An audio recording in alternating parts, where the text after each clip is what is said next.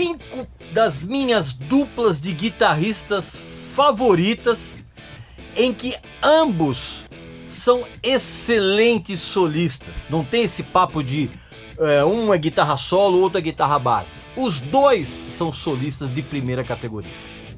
Esse é o assunto deste vídeo aqui. E você vai ficar muito surpreso com as histórias que eu vou contar. Opa, meu amigo e minha amiga. Vou interromper um pouquinho essa nossa conversa, porque eu tenho uma coisa muito legal para mostrar para vocês. Uma dica sensacional. Olha isso aqui. Olha isso. Deixa eu mostrar aqui para vocês.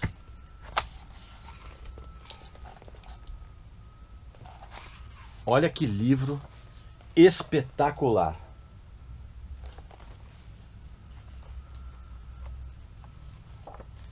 Olha isso. Tá vendo? Olha o tamanho, olha o luxo desse livro aqui, ó. É A Década do Rock, do fotógrafo Mark Wiseguy Weiss, um dos mais renomados profissionais da fotografia do rock de todos os tempos. E ele acaba de lançar esse livro aqui, luxuosíssimo, com mais de 700 fotos de várias bandas: Van Halen, Aerosmith, Motley Crue, Metallica, Guns N' Roses, Kiss, Ozzy Osbourne, Bon Jovi e muitos outros. Além disso, esse livro aqui traz entrevistas inéditas com toda essa turma e histórias contadas pelo próprio Weiss, que viveu essa época de uma maneira muito intensa. Para quem quer entender por que essa turma redefiniu os padrões roqueiros dos anos 80, cara, é uma obra imprescindível. E você pode adquirir esse livro com o mesmo método que a gente sempre usa e... Sensacional. Olha o Ozzy. Pois é, você vai adquirir essa obra maravilhosa com 20% de desconto, tá bom? Recado tá dado. Vamos em frente. Que eu resolvi fazer esse vídeo com 5 das minhas duplas favoritas, né? Cada dupla na sua banda. Evidentemente que se vocês pedirem com muita educação, eu posso fazer uma parte 2, porque você vai reparar que algumas duplas aqui ficaram de fora. Mas eu resolvi escolher apenas 5 para esse vídeo aqui. Claro que antes você vai fazer a sua inscrição no canal, vai visitar a nossa loja, que tem uns produtos muito legais, muito divertidos. O Angus Young e o Malcolm Young, onde o Malcolm era apenas, né? Era o guitarrista base, assumido, e o Angus era quem fazia os solos. Essas duplas que eu trago aqui, os dois guitarristas são solistas de primeira categoria, inclusive com um trabalho de harmonia e melodia sensacionais. Então, assim, cada uma delas, dessas duplas, elas acrescentam ou acrescentavam licks em cima de outras melodias e harmonias propiciadas pelo parceiro de instrumento, né? Muitas vezes combinando de maneira a estabelecer uma harmonia sofisticada, vamos dizer assim. Eu vou começar com a primeira dupla que estabeleceu isso dentro do rock, a ponto de ter sido criado um estilo chamado Twin Guitars, né? Ou guitarras gêmeas. Nem sempre tão gêmeas, né? Mas assim, sempre em harmonia, em consonância, em solos. E a primeira, porque aqui eu lembro, a mais antiga delas era o Andy Powell e o Ted Turner, do Wishbone Ash, que era e ainda é uma ótima banda inglesa. Eu quero contextualizar um pouquinho para você poder entender. Eles começaram em 1969 e eles foram fundados pelo baixista Martin Turner, que apesar do sobrenome não tem nada a ver, não tem nenhum parentesco com o Ted Turner, e com o baterista chamado Steve Upton, né? E aí quando eles botaram um anúncio na Melody Maker, que era um jornal muito famoso na época, né? Era muito comum naqueles tempos você colocar anúncios procurando músicos, né? E eles estavam procurando um guitarrista e eles fizeram vários testes e na escolha final ficaram 2. E em vez do Martin Turner escolher um dos guitarristas, ele falou, cara, vocês são tão bons, vamos ficar com os 2. E eram justamente o Andy Powell e o Teddy Turner, né? E aí eles começaram a fazer aquele circuito de shows, cara. Em 1970, eles abriram alguns shows do Deep Purple. E o Rich Blackmore, cara, ficou assim tão impressionado com a banda que ele resolveu dar uma força. E uma força poderosa. Ele fez de tudo para que os caras fossem contratados por uma gravadora. E acabou acontecendo, ele acabou arrumando um contrato para eles na Decca, MCA Records. E aí eles lançaram esse auto-intitulado álbum aqui, ó, que é genial, chama Wishbone Nash, né?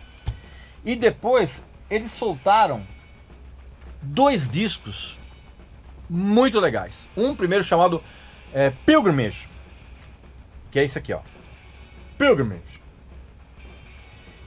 E quando aliás, foi nessa época, essa ediçãozinha aqui é sensacional, e eu já vou falar a respeito desse disco aqui, que é o Argus.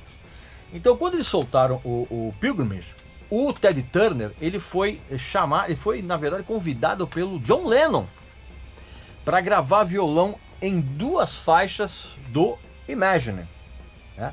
Uma chamada Cripple Inside e a outra é aquela famigerada How Do You Sleep, né? Aquela alfinetada que o John Lennon deu no Paul McCartney. Só que aí o sucesso mesmo, meu amigo, veio com esse disco aqui, ó, o Argus, em 1972. Tá? Aliás, essa ediçãozinha aqui é muito legal, cara, porque é uma edição nacional. Vem os 2 discos, ó. Então, para quem quer, deixa eu mostrar aqui para vocês aí. A edição simples, mas vem os 2 discos na íntegra. E esse disco aqui, o Argus, que foi considerado, inclusive, em 72, o melhor disco de rock inglês, né? Naquelas eleições que tinha, inclusive do próprio Melody Maker. E foi exatamente nesse disco, cara, que aquele conceito de twin guitars, né, se mostrou por completo. Assim, eles solavam juntos e muitas vezes um deles solava num determinado campo harmônico e o outro num outro campo, mas assim, estabelecendo uma como é que eu vou dizer, uma simbiose assim, muito legal em outras tonalidades, um negócio simplesmente sensacional. E aí, quando eles lançaram esse disco aqui, ó, o Wishbone 4, tá? Que é o 4º disco, em 73, e eles resolveram se autoproduzir e depois soltar esse ao vivo aqui, chama Live Dates também, que é sensacional. Aliás, evidentemente que eu recomendo todos esses discos aqui que eu estou mostrando para vocês. Então foi exatamente nessa época em que saiu o Live Dates, cara, que o Teddy Turner caiu fora, alegando que ele queria ficar um tempo longe da música e das turnês, queria viajar pelo mundo, e aí ele foi substituído por um excelente discípulo chamado Laurie Wisefield, que era do Home, aquela banda que tinha o baixista, era o Cliff Williams, que depois mais tarde foi pro AC/DC. E aí eles gravaram esse disco também, que é muito legal, chamado There's the Rub, em 76, que inclusive foi produzido pelo mesmo Tom Down, que anos mais tarde produziria os discos do Judas Priest, né, o British Steel, né? E a partir desse disco aqui, eles deram uma acalmada no som, vamos dizer assim, mas os discos continuaram muito legais. E eu recomendo todos eles que vieram nesse período dos anos 70. Depois de alguns discos assim, um pouco mais leves, um pouco mais pesados, o empresário original da banda, que era um cara chamado Miles Copeland, que inclusive é irmão do Stuart Copeland, batera do Police, e o Miles Copeland foi o empresário original também do Police. Ele tinha uma gravadora chamada IRS, né, ou IRS, e ele estava lançando uma série de discos instrumentais, cara, e ele sugeriu que o Wishbone Nash voltasse ativa com aquela formação clássica, ou seja, o Andy Powell, o Teddy Turner, o Martin Turner e o Steve Upton. E o que aconteceu exatamente quando eles lançaram um disco chamado Novo Calls em 1988. Esse disco eu não consegui achar ainda, eu tô querendo pegar em LP esse disco, eu ainda não consegui encontrar. E aí foi um sucesso, né, a ponto da banda passar a excursionar em locais grandes, né, com ingressos esgotados. E aí foi tão legal que eles decidiram soltar em 1989 um disco chamado Here to Here. Here to Here. Inclusive, esse Here to Here eu tenho uma edição nacional aqui, olha. Né? Bem legal, disco bem bacana. E aí, quando eles iam entrar em estúdio no ano seguinte, em 1990, o Steve Hupton, que é o batera, ele avisou que ele ia cair fora da banda. Aí eles botaram outro batera no lugar e soltaram um disco chamado Strange Affair, em 1991. Foi então, cara, que a banda mandou o Martin Turner, o baixista e vocalista, embora. Por quê, cara? Porque eles queriam trazer um vocalista especificamente e falaram pro Martin Turner que ele ia ser só vocalista, só baixista.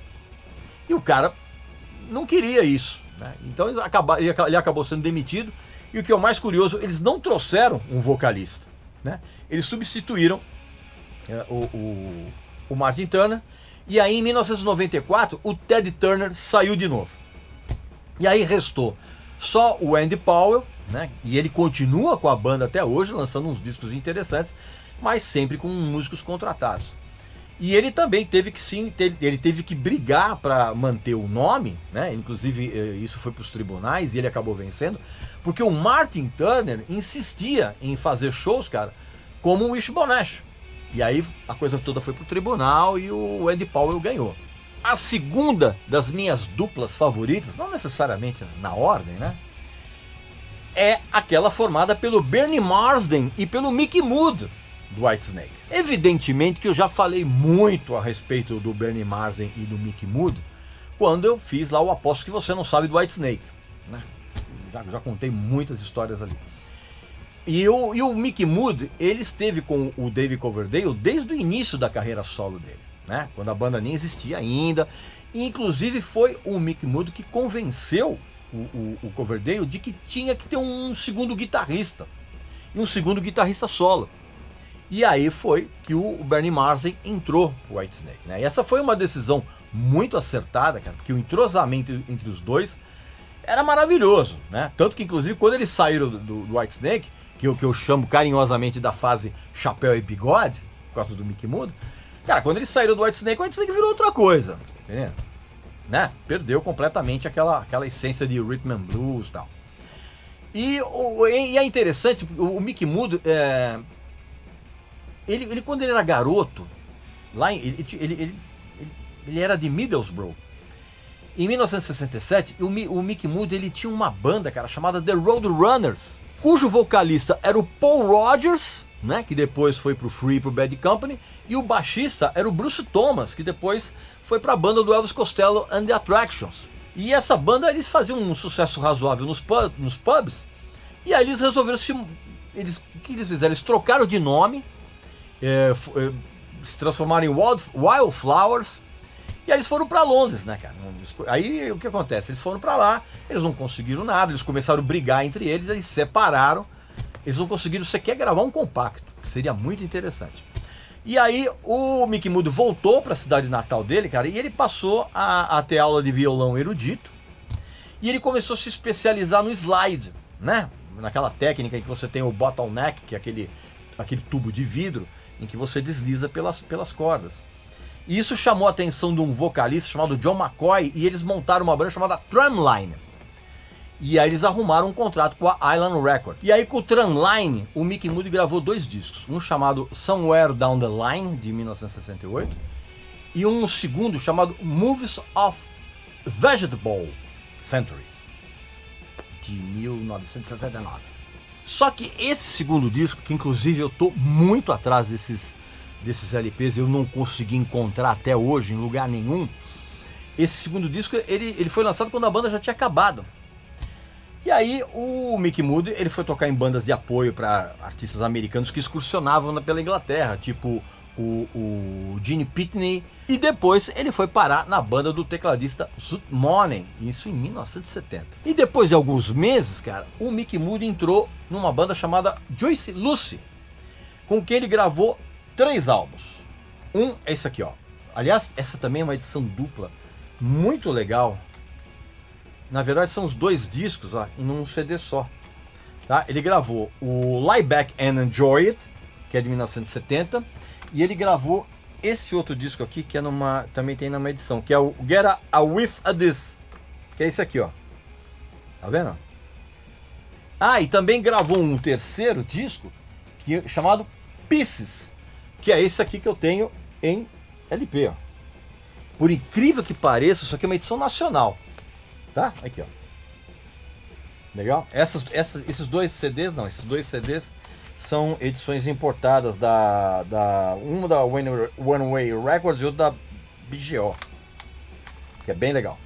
Recomendo, viu? É bem bacana esse som. Aliás, eu recomendo bastante esse som. E aí depois ele saiu dessa banda para montar o Snafu. E com o Snafu ele lançou 3 discos. Um chamado Snafu, de 1973, que é outro disco também que estou muito atrás. O outro é esse aqui, que eu consegui encontrar numa edição nacional chamada Situation Normal, de 74. E tem um terceiro, que eu também estou muito atrás, chamado All Funked Up, de 1975. E aí, quando a banda acabou, cara, o Mick Moody ele voltou a gravar umas faixas num disco de um monte de gente, assim, tipo o Graham Bonnet, o Gary Rafferty. E ele também tocou num projeto paralelo do batera do Status Quo, como era o nome? Diesel Band, né? E aí ele montou uma parceria com um empresário letrista do Status Quo, que era o Bob Young, a dupla chamava Young and Moody Band. E aí quando ele voltou de uma turnê com o Frank Miller, ele foi chamado por um velho amigo da cena musical de Middlesbrough, que era o Dave Coverdale. Né? E aí você já sabe, né? Toda aquela história que eu já contei, não aposto que você não sabe do Whitesnake. Só que quando o Mick Moody saiu definitivamente do Whitesnake, que foi em 83, ele voltou também a gravar um monte de gente, algumas faixas em vários discos. Ele escreveu um livro de humor com o Bob Young e ele montou a Mick Moody Band.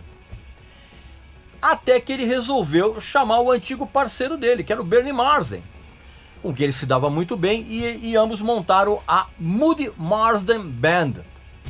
Então, ao mesmo tempo que tinha essa banda, o Mick Moody continuava a excursionar, por exemplo, com o Roger Chapman, né, que era o ex-vocalista do Family. Aliás, cara, tem o Roger Chapman, ele conta uma história sensacional, diz que era muito engraçado excursionar com o Mick Moody, porque assim que ele chegava no hotel, ele tirava da sacola dele, cara, um monte de sacos de lixo pretos. E ele pegava tipo um silver tape e ele vedava as janelas do quarto de hotel dele. Isso ele fazia em todos os hotéis. Ele vedava com o silver tape e esses sacos de lixo pretos. Porque ele dizia que ele não conseguia dormir, cara, se tivesse assim um mínimo de luminosidade. Então era um negócio... O Roger Chapman conta que era hilário ver ele tirando da mala um monte de saco de lixo preto. Doideira, né? E aí, com o Bernie Marsden, o Mick Moody, ele gravou 2 discos ao vivo. Que inclusive os 2 estão reunidos nesse CD aqui, ó. Um chama Never Turn Our Back on the Blues e o outro chama-se Live in Hell. Tá? E os 2 estão nessa ediçãozinha aqui, ó. Também bem legal, ó. Vou mostrar aqui pra vocês. Aqui, ó. Deixa eu puxar aqui. Aqui, ó. Tá? Ó. Bem legal, né? Essa ediçãozinha chama The Time Is Right for Live. Recomendo também, bem bacana. E eles também lançaram um outro disco, os 2 juntos, com um disco de estúdio, que chama Real Faith, que eu também, até hoje, nunca vi. E aí o que eles fizeram depois? Eles recrutaram aquele vocalista norueguês, o Jorn Land, sabe o Jorn Land? Cara que era meio imitador do David Coverdale, do Dio. E eles montaram uma banda chamada The Snakes, que é essa aqui, ó, com a claríssima intenção de imitar a sonoridade do Whitesnake, né? E aí, com o The Snakes, ele gravou 2 discos, um chamado Once Bitten, tá? Esse aqui, e gravou também um ao vivo chamado Live in Europe. Tá vendo? São razoáveis. Aí depois eles mudaram para Company of Snakes, lançaram um disco ao vivo chamado Here They Go Again e um outro chamado Burst the Bubble, que eu sinceramente não curto muito. E aí em 2000, o Mick Moody resolveu soltar um disco solo, uma capa horrorosa, o disco chama-se I Eat Them for Breakfast. E ele continua a colaborar com um monte de gente enquanto ele ia incrementando a carreira solo, né? E aí em 2011 ele montou o Snake Charmer com o Neil Murray, que era o parceiro dele do Whitesnake, o Lauren Wisefield, que é aquele guitarrista do Wishbone Ash que eu comentei agora. O batera era o Gary James, né? Aquele careca do Thunder, que também era batera do Magnum. E não do Magnum, né? O Tom Selleck, né? A banda Magnum. E o Adam Wakeman, que é o filho do Rick Wakeman, tecladista. E no caso específico do Bernie Marsden, eu tenho algumas historinhas para contar a respeito deles. Pouca gente sabe, aliás, tá parecendo um aposto que você não sabe isso, né? Pouca gente sabe que a primeira experiência profissional do Bernie Marsden, cara, foi com o UFO, né? O UFO, né? A gente fala UFO aqui no Brasil. Em 72, quando ele substituiu numa turnê o guitarrista original da banda, que era o Mick Bolton. Quando ele saiu, ele foi substituído por quem, cara? Pelo Michael Schenker. Então. E aí no ano seguinte, o Bernie Marsden... qualquer hora eu vou fazer um aposto que você não sabe do UFO aqui, que é uma banda que eu adoro. Esse é outro papo. E aí depois, quando ele saiu do UFO, ou do UFO, se você quiser, ele entrou no Wild Turkey, que era a banda do ex-baixista do Jethro Tull, o Glenn Cornick. E aí depois ele foi tocar no Hammer, que era uma banda do Cozy Powell. E aí ele foi parar no Baby Ruth, em 75. E com o Baby Ruth, ele lançou 2 discos aqui. Um é esse aqui, ó, chama Stealing Home, tá? 75. E esses 2 discos saíram no Brasil, cara. Esse aqui, o Stealing Home, e esse aqui, que é o Kids Stuff, tá? São 2 discos muito difíceis de encontrar, mas saíram aqui no Brasil. E eu recomendo porque o som é muito legal. Foi nessa época, cara, que o Cozy Powell recomendou pro John Lord, que tinha acabado, né, o Deep Purple tinha acabado, e o Cozy Powell resolveu recomendar o Bernie Marsden pro John Lord, porque ele estava montando uma banda com o Ian Pace, né, que seria, e aquele pianista tecladista, o Tony Ashton, que seria depois batizada como Pace, Ashton and Lord. E aí durante as gravações, né, e aí ele foi para lá e gravou esse disco aqui, ó, que é muito legal, chama-se Malice in Wonderland, tá? E foi durante as gravações desse disco que o saxofonista chamado Howie Casey, ele recomendou o Bernie Marsden para entrar no Wings, que era aquela banda do Paul McCartney. Só que não rolou, mas rolou o convite para ele entrar no Whitesnake, cara.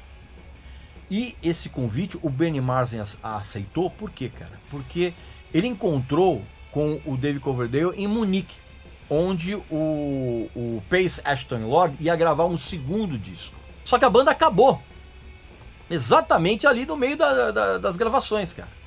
E o Bernie Marsden ficou muito chateado. E aí quando veio esse convite do Dave Coverdale, que estava em Munique, e ele resolveu aceitar. Aí você sabe já da história, né? Ele, o Whitesnake, o Mickey Moody, aquela coisa toda.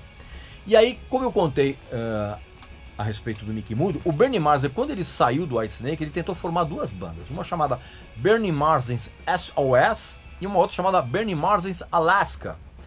Sendo que só essa última ele conseguiu lançar 2 discos, que eu também não consigo encontrar, são muito difíceis. Um chamado Heart of the Storm, de 1984, e um outro que chama The Pack, de 1985. Só que esses discos foram lançados e não deram em nada. Aí então ele montou o MGM, junto com o Neil Murray e com o Mel Galley, que tinha sido o substituto dele no Whitesnake, né? Mais o vocalista do Toto, que era o Bob Kimball, cara. Só que esse disco foi gravado e até hoje nunca foi lançado. Ah, tem um detalhe que eu esqueci de contar. Durante o tempo que o Bernie Marsden esteve no Whitesnake, ele lançou 2 discos solo. Em 79 saiu originalmente só no Japão esse disco aqui, ó, And About Time Too, né? Só que esse disco, ele teve um sucesso, ele só saiu no Japão na época, 79. Só que ele teve um sucesso tão grande da Inglaterra como um disco importado, que a EMI acabou lançando esse disco depois de uns meses, né? E aí em 81 ele soltou esse aqui, ó, o Look at Me Now, que inclusive, deixa eu até mostrar aqui pra vocês, ó. eu tenho numa edição japonesa, cara. Olha que legal. Com o obi, ó. Deixa eu colocar aqui, ó. Olha. Com o obi e tudo, ó. Na edição japonesa. Tem um disco que eu não consegui encontrar também dessa época, que chama-se, que é um álbum da série Friday Rock Show, que dizem, eu não vi ainda esse disco, dizem que é um show do Bernie Marsden que tem a participação do David Coverdale, cara, e o batera é o Simon Phillips, que é um hiper mega batera, mas até hoje eu também nunca vi esse disco por aí. E aí em 94 ele lançou um terceiro disco solo dele chamado Green and Blues, né, que era um tributo ao John Mayall e a todos os guitarristas que passaram pela banda dele, né, que eram o Eric Clapton, o Peter Green e o Mick Taylor. E aí o Bernie Marsden depois ele ficou meio especialista em produzir trilha sonora para TV, né? E também produziu um documentário de blues, e ele também produziu um disco de um veterano bluesman chamado Larry Johnson. Em 98 ele produziu um álbum chamado Blues from Harlem. E de 2000 para cá, o Bernie Marsden continuou a soltar vários discos em carreira solo, né? Inclusive um chamado Bernie Plays Rory, que é um CD duplo que ele só toca músicas do Rory Gallagher, né? Ele fez algumas trilhas para o National Theatre em obras do Shakespeare, fez umas parcerias com o Joe Bonamassa e também, né, fez algumas presenças naquela banda do Ringo Starr, naquela All-Star Band do Ringo Starr. Enfim, essa parceria dele com o Mickey Moody é realmente sensacional, principalmente nos discos com Whitesnake, né, que eu já contei naquele Aposto que Você Não Sabe. A terceira dupla de guitarristas que eu adoro, claro, Scott Gorham e Brian Robertson do Tin Lizzy, né? Coisa espetacular, assim, foram os grandes discípulos, dois foram grandes discípulos do Andy Powell e do Martin Turner naquela coisa das twin guitars. E assim, e é curioso que assim, essa parceria entre os dois, cara, começou muito depois da formação do Tin Lizzy em 69, porque até 1973, cara, o Tin Lizzy era apenas era um trio, que era o batera, o Brian Downey, o líder incontestável, que era o Phil Lynott, e o guitarrista Eric Bell, né? Naquela época do Whiskey in the Jar, né? Que depois o Metallica regravou e tal. E aí eles tinham, como trio, eles soltaram o Tin Lizzy, soltaram o Shades of a Blue Orphanage e também o Vagabonds of the Western World. E aí, quando o californiano Scott Gorham e o escocês Brian Robertson, que inclusive foi escolhido pelo Phil Lynott quando ele tinha 18 anos de idade, e aí o que acontece? Quando eles entraram para a banda, evidentemente, o Eric Bell saiu e eles viraram um quarteto. Só que antes dos dois entrarem, o Phil Lynott já tinha feito uma tentativa de colocar dois guitarristas solo no Tin Lizzy. Ele tinha feito uma tentativa com um cara chamado, como é o nome dele? John Ducan, que era do Atomic Rooster, e ele tinha uma banda chamada Hard Stuff. E era o John Ducan junto com o Andy Gee, que era um guitarrista que tinha tocado na carreira do Pete Bardens, do tecladista Pete Bardens, antes dele formar o Camel. Só que não rolou, cara. Por quê? Porque o John Ducan, cara, ele se deu muito mal com o Phil Lynott, né? E o Phil Lynott sempre foi o líder da banda. E o outro, o Andy Gee, ele não podia aceitar. Eles fizeram uma turnê, mas aí não deu em nada. E o Andy Gee não podia ser oficializado porque ele tinha contrato com outra gravadora, né? Inclusive, nessa época, o batera, o Brian Downey, ele saiu da banda, depois voltou. Foi um período muito, muito turbulento. Então, mesmo dentro daquele caldeirão sonoro, né, que a gente conhece do som do Tin Lizzy, com rock, blues, soul music e a própria música tradicional irlandesa, a estreia da dupla, cara, ela foi legal, mas não engrenou muito em termos de vendas, porque esse disco aqui chamado Nightlife, né, que marcou a estreia dos dois, não atingiu um sucesso muito grande. Esse disco aqui de 74 é um disco bem subestimado do Tin Lizzy. O sucesso da banda mesmo começou nesse álbum aqui, ó, Fighting, de 1975. Inclusive é um disco que foi de uma certa forma muito influenciado por umas turnês que o Thin Lizzy fez nos Estados Unidos, cara, abrindo pro Beckman Turner Overdrive, né, que tava estourado com aquela música You Ain't Seen Nothing Yet, e pro Bob Seger. Tanto que, inclusive, esse disco aqui, ele abre com uma versão sensacional de uma canção do Bob Seger chamada Rosalie, tá? E aí foi nesse disco aqui que a interatividade entre as guitarras do Scott Gorham e do Brian Robertson assumiu aquele legado do Wishbone Ash, né? E aí, e evidentemente que também foi muito influenciado porque quando eles foram fazer a turnê pelos Estados Unidos, eles tomaram contato com Allman Brothers, Lynyrd Skynyrd, né? Você pega, por exemplo, tem duas canções aqui, uma na sequência da outra, chamada Suicide e Wild One, que você vê nitidamente esse entrosamento, cara, é um negócio sensacional. Só que o que começou como um sucesso aqui, cara, arrebentou nesse álbum aqui, ó, que é um clássico, Jailbreak, né? Esse disco de 76, esse disco é o que tem The Boys Are Back in Town. E aqui, cara, a simbiose entre os dois guitarristas adquiriu um patamar de obra-prima, né? Como é o disco. Se você ouvir, por exemplo, Emerald e Warriors, você vai sacar exatamente isso que eu tô falando. Aproveita aí o serviço de streaming aí, vai ouvir isso aqui que vale muito a pena. Só que o que acontece? A coisa começou a desandar nesse disco aqui, ó. Johnny the Fox, 76. Quando o Brian Robertson, ele se desentendeu com o Phil Lynott por causa de créditos de composição de música, principalmente numa música chamada Don't Believe a Word. E aí, para piorar ainda mais, assim, uma turnê do Thin Lizzy teve que ser cancelada nos Estados Unidos porque o Brian Robertson, ele se envolveu numa briga num pub, diz ele, para defender um amigo dele, o Frank Miller, e ele tomou uma garrafada, cara, na mão, que abriu a mão do cara, abriu o pulso, comprometeu um nervo, comprometeu uma artéria do cara. E aí o que acontece? A turnê teve que ser cancelada, não, a turnê foi adiada, mas deu um prejuízo absurdo. E o Phil Lynott, puto da vida. Tão puto da vida que quando a turnê foi reagendada no comecinho de 77, cara, o Phil Lynott chamou o Gary Moore, que já tinha tocado com a banda, quebrado um galho numa turnê antiga, quando o Eric Bell tinha saído. O Gary Moore, para eles não cancelarem as datas, o Gary Moore acabou ficando um pouco no lugar do Eric Bell. E aí o Gary Moore foi chamado de novo pro Phil Lynott, e aí ele pediu pro Gary Moore ficar na banda no lugar do Brian Robertson. Mas aí sabe muito bem por quê, o Gary Moore optou por continuar numa banda de meio jazz rock que ele tinha, chamado Colotion, que ele fazia parte, aliás, não é que ele tinha. E aí o Brian Robertson sacou, cara, que ele não ia durar muito no Thin Lizzy. E aí ele começou a articular uma banda, cara, com o Jimmy Bain, que era o baixista do Rainbow.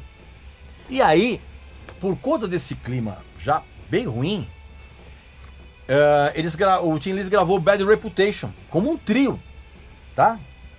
E aqui, cara, pra você ter uma ideia, o Brian Robertson, ele aparece na ficha técnica, mas ele não aparece na capa do disco, cara. Tanto que, inclusive, o Phil Lynott, ele dizia que o Brian Robertson era só um convidado, mas ele aparece aqui na ficha técnica, mas não na capa. E aí, em 1978, veio aquele controverso disco ao vivo, que é o Live and Dangerous, né?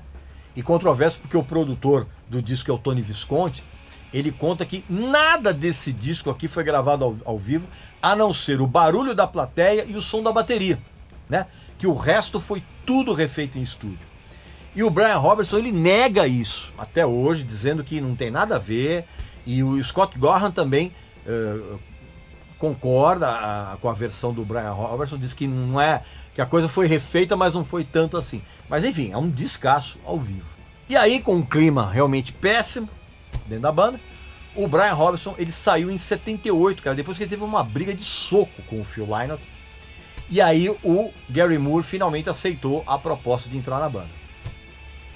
Enquanto o Scott Gorham permaneceu no Thin Lizzy até o final, o Brian Robertson montou aquela banda com o Jimmy Bain e eles lançaram 2 discos, que eu vou mostrar para vocês aqui, ó.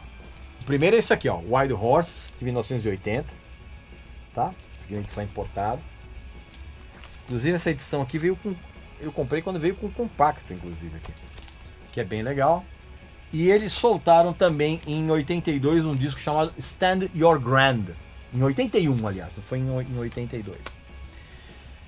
Foi então que em 82, aí sim, o Brian Robertson recebeu a proposta para entrar no Motorhead, substituindo o Fast Eddie Clarke. E eles gravaram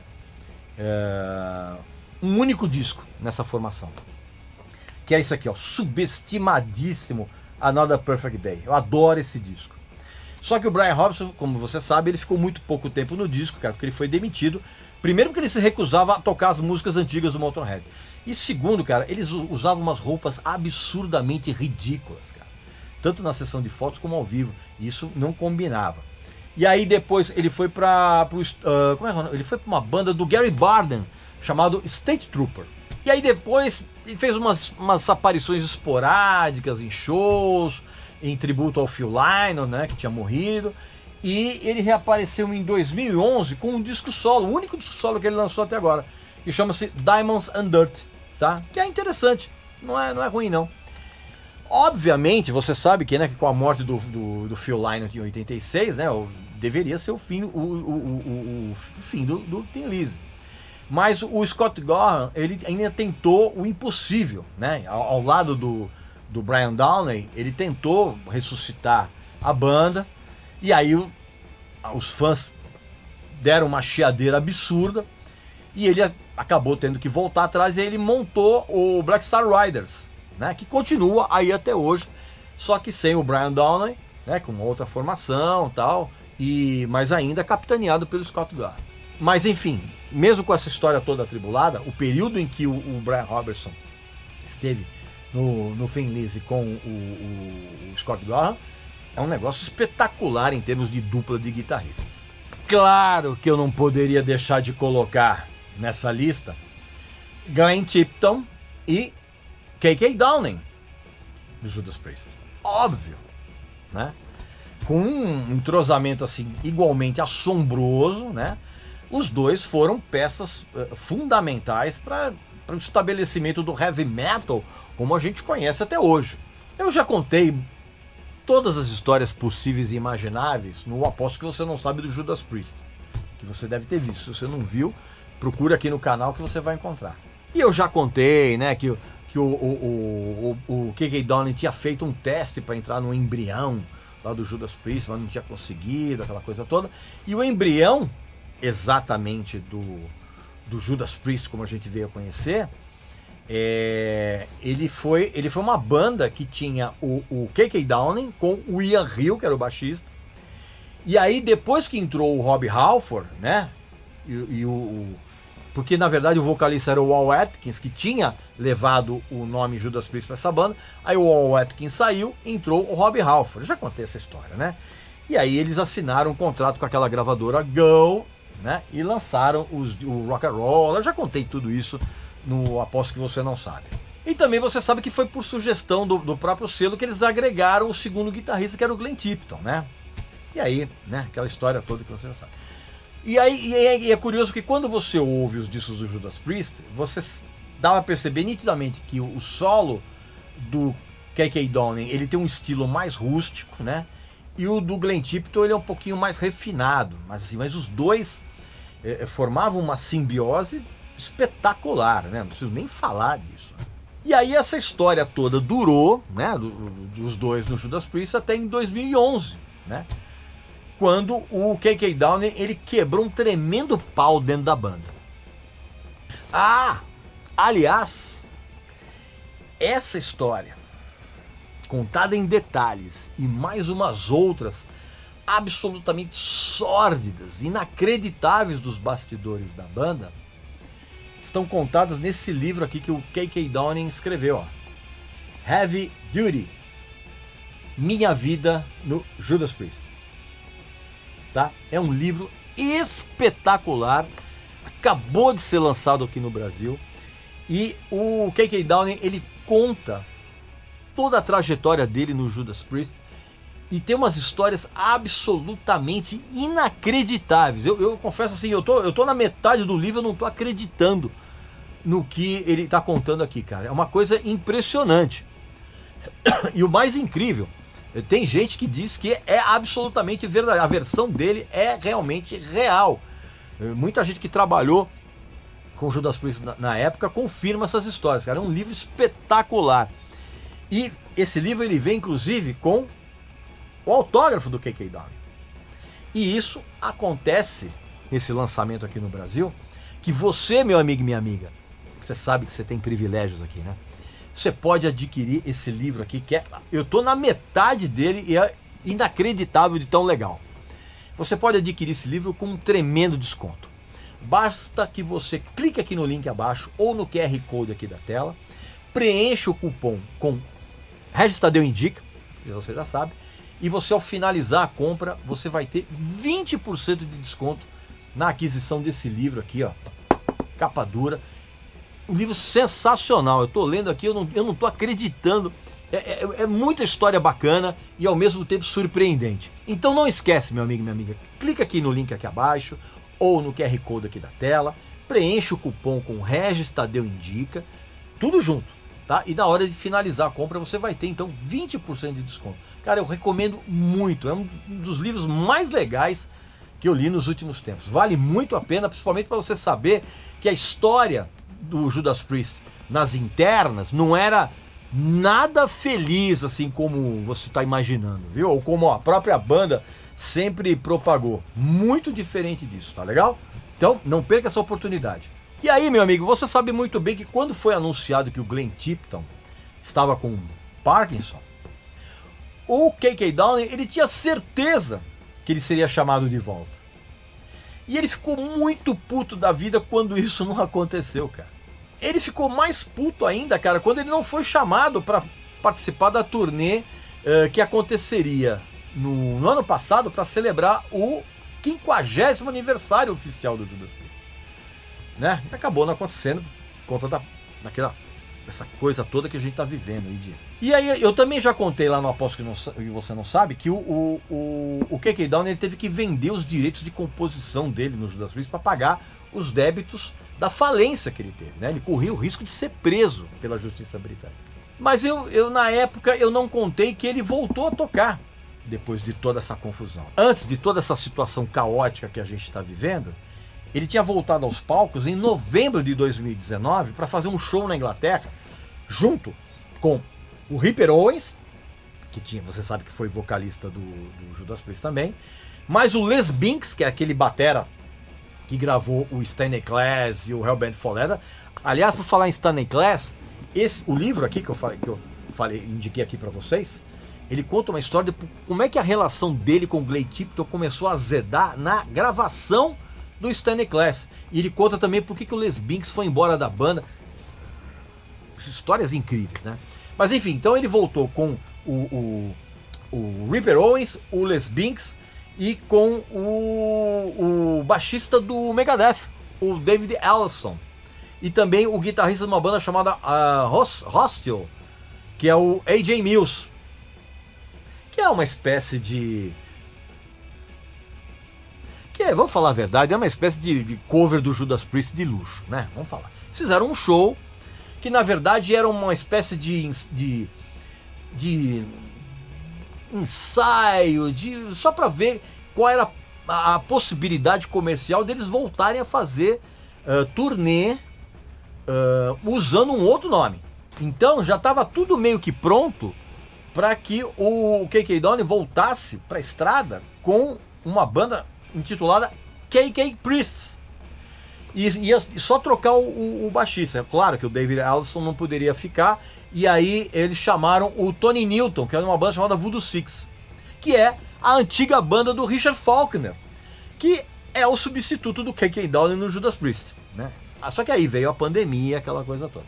Mas enfim, de qualquer forma, cara, a parceria entre o KK Downing e o Glenn Tipton só poderia estar presente aqui nessa lista, cara. É um negócio simplesmente sensacional. E claro que eu não poderia terminar essas 5 duplas de guitarristas, né, maravilhosas, sem falar do Dave Murray com o Adrian Smith, do Iron Maiden, né? O que eu posso falar a respeito desses dois, que eu já não tenha contado no Aposto que Você Não Sabe do Iron Maiden, né? Bom, enquanto o Dave Murray permaneceu e permanece fiel ao Iron Maiden até os dias de hoje, vamos relembrar que o Adrian Smith, ele aproveitou uma folga da banda em 1989 para gravar um disco solo com o nome de ASAP, né? Ou Adrian Smith and Project, que é um disco chamado Silver and Gold. Esse disco aqui é bem razoável, ele é muito comercial e ele foi um fracasso retumbante, bicho, né? E inesperado pro Adrian Smith. Por quê? Porque ele já estava querendo sair do Iron Maiden e sair por cima, com um disco de sucesso. Não foi o que rolou. E o ambiente dele já estava meio ruim no Iron Maiden, cara, e ele já sabia, cara, que nada do que seria gravado nesse álbum aqui, ó, no No Prayer for the Dying, seria do agrado dele, né? Ele estava totalmente desanimado com a pré-produção desse disco, tanto que inclusive ele saiu durante a pré-produção desse álbum, né, em 1990. E ele acabou sendo substituído pelo Yannick Gers, como você sabe muito bem. A única coisa que ficou do Adrian Smith nesse disco aqui, cara, foi uma parceria dele com o Bruce Dickinson, numa música chamada Hooks in You, só. E aí o Adrian ficou, enquanto o Dave Murray continuou no Iron Maiden, o Adrian, ele ficou uns 2 anos sem tocar. Ele até voltou quando ele fez uma participação especial num show que o Iron Maiden fez em Donington, em 1992, né, tocando Running Free. E aí nessa época, cara, o Adrian, ele tava chapado com o som de uma banda chamada King's X, que é sensacional, e ele resolveu montar uma banda naqueles moldes, né, que inicialmente iria se chamar The Untouchables, que depois foi rebatizada como Psycho Motel, com quem o Adrian gravou 2 discos, o State of Mind, de 1996, e o Welcome to the World, de 1997. Essa banda, inclusive, ela chegou até a abrir alguns shows da turnê do X Factor, do Iron Maiden, né? E aí, como ele viu que essa banda também não ia dar em nada, ele aceitou a proposta do Bruce Dickinson para entrar na carreira, na banda solo dele, né? E com o Bruce Dickinson, ele lançou 2 discos que eu acho muito legais, cara. Primeiro deles, que é o Accident of Birth e o Chemical Wedding, né? E aí depois você já sabe muito bem que uma das exigências para o Bruce Dickinson voltar para o Iron Maiden e gravar o Brave New World era ter o Adrian junto com ele, né? Você sabe disso, eu já contei isso no Aposto que Você Não Sabe no Iron Maiden. Pois é, meu amigo e minha amiga, estas foram as 5 duplas, né? Algumas das minhas duplas favoritas de guitarristas, né? E não é um fazendo guitarra base e outro fazendo guitarra solo. Os 2 solando, tá? São 5 das minhas várias favoritas. Se vocês pedirem com educação aqui embaixo, eu posso fazer até uma parte 2 com outras duplas e até trios, né? Enfim, se vocês pedirem com educação, eu vou fazer aqui, tá legal? Não esquece então de fazer a sua inscrição aqui no canal, visitar a nossa loja que tem uns produtos muito legais. E não perca essa oportunidade de adquirir esse livro aqui, cara. É muito legal, tá bom? Você já sabe como vai fazer. Então, um abraço pra você, saúde pra você, pra sua família, pros seus amigos e até a próxima.